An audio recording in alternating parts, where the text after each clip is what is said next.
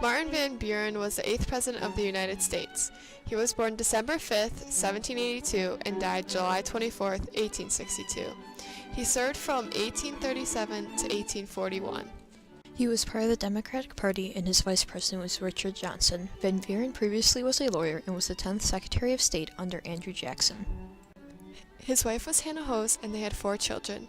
They lived in Kinderhook, New York, and this is a picture of their home. Martin Van Buren continued policies of President Andrew Jackson. One of these was the Trail of Tears from 1837 to 1839, which was the forced westward migration of American Indian tribes from the south and southeast. Across the United States, the federal government combined and relocated tribes to reservations, forcing them to surrender their land in pieces by negotiating a series of treaties. The Cherokee, Choctaw, Creek, Chickasaw, and Seminole were among the resettled tribes. The Americans were so immersed in their financial business that it controlled their lives. The American lifestyle was solely focused on their financial status. They tried to be more independent in solving their own problems. However, times were panicked and the economy was crumbling.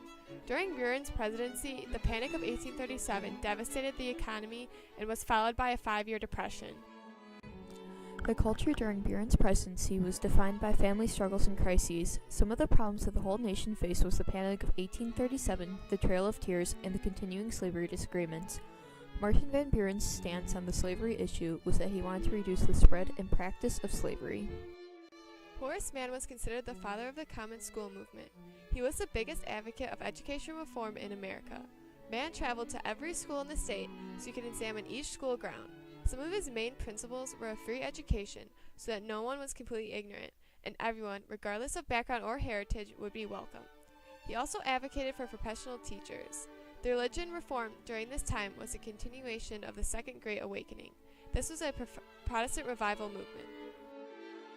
Americans appeared to believe strongly in manifest destiny due to their desire to move out west and civilize that area of the continent. However, there were Native Americans that stood in the way of this expansion. Native Americans were not only in the West, but in the South as well.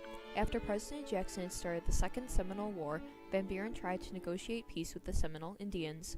This peace only lasted for a little while, and then they were back at war. So, Van Buren renewed the attack on the natives, and by the end of the war, the Native Americans in Florida were no longer a threat.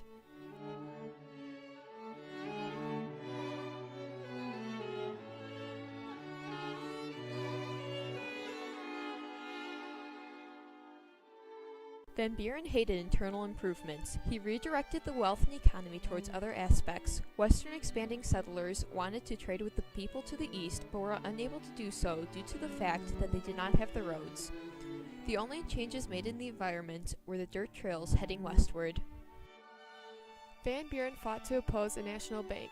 He tried to convince society and the government to have an independent treasury where economic problems would be dealt with. His decisions revolved around economic reform. He believed in low tariffs and free trade.